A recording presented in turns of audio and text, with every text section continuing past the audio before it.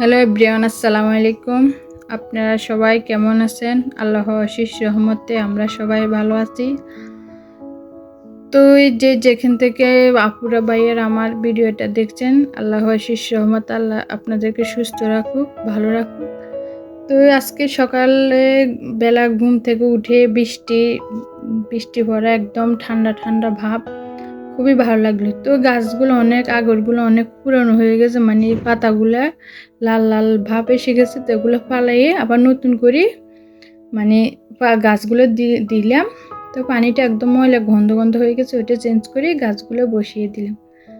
তো আজকে বৃষ্টিতে সকাল সকাল ঠান্ডা ভাবে সবার জন্য রান্না করে ফেললাম। অনেকগুলা সবজি মানে নষ্ট হয়ে যায়। তো এখন নিত্যদিনের যে বাজারগুলো অনেক দাম, ওগুলো অনেক মানে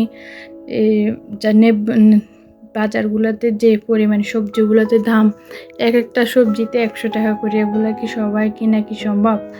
তো আমি কি করব, এখন অল্প অল্প করে সবজি নিয়ে আসলাম।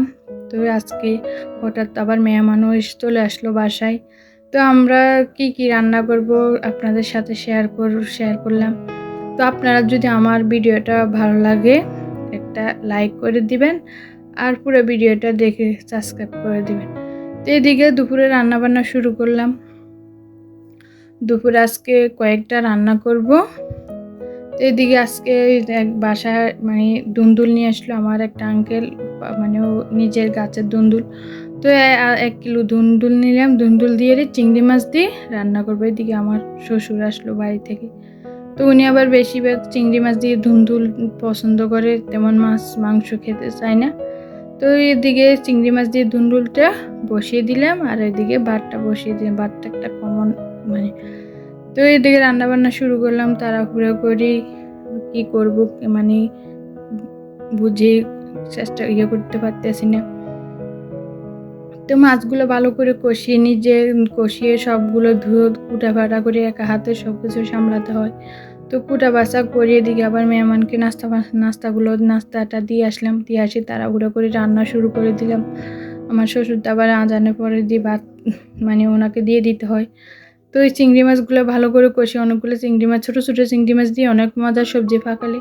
তো চিংড়ি মাছটা ভালো করে কষিয়ে এই দিয়ে এখন সবজিটা দিয়ে দেবো। দুন্দুলটা একদম কচি, খুবই ভালো লাগলো খেয়ে। তো এটা এখন সবজিটা দিয়ে দিলাম। সবজিটা দিয়ে ঢাকনা দিয়ে ডেকে দেবো, একটু পানি দেবো না।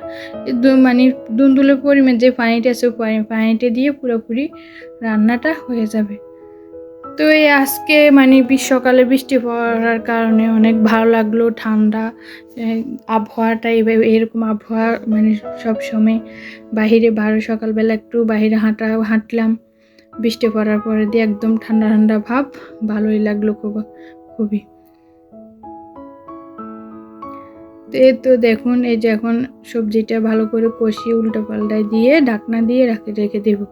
তো এদিকে আরও অনেক রান্নাবান্না আছে, ওগুলো সারতে হবে। তা আবার করলা ভাজি করলাম। অনেকদিন পর বাসায় করলা ভাজি করতেছি। করলা তেমন সচরাচর খাওয়া হয় না, মানে আমরা তো ছোট ছোট বাচ্চারা আছে, ওরা খাইতে চায় না। আমরা 2জন মানুষ, শাশুড়ি আর আমি, কি খাবো। তো অল্প আজকে ভাবলাম মেহমানজন আছে, ওদের জন্য করলা ভাজি করি। তো করলাগুলো ভাজি করে একদম শুকনো শুকনো করে ভাজি করব, একদম লাল লাল করি। আর এই ধরনের করলা গরম ভাতের সাথে অনেক টেস্ট হয়। তো এখন করলাটা ভাজি করে রেখে দিলাম। এদিকে চিকেনটা বসিয়ে দিব। মাংসটা আগে ভালো করে ধুয়ে সব মশলা দিয়ে মেখে অনেকক্ষণ রেখে দিলাম।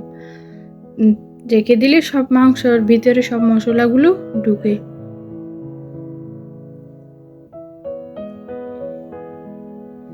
তো এই তো দেখুন, তো তেলটা বসিয়ে দিলাম চুলায়। পাতিলটা বসিয়ে একটু হালকা রসুন দিয়ে তেলটাকে একটু গরম করে ভাজা করতে, মানে রসুনটা লাল লাল করে নেব।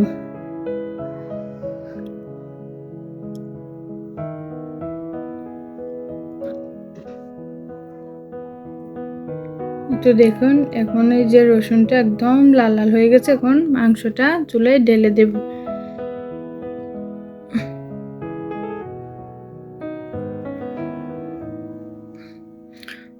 এই তো এখন এই যে মাংসটা বসিয়ে দিলাম চুলায়।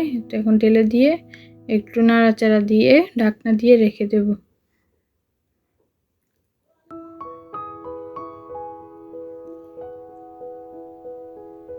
তো এখন মুরগিটাকে ভালো করে, মাংসটাকে ভালো করে নেড়ে চেড়ে ঢাকনা দিয়ে রেখে দেব।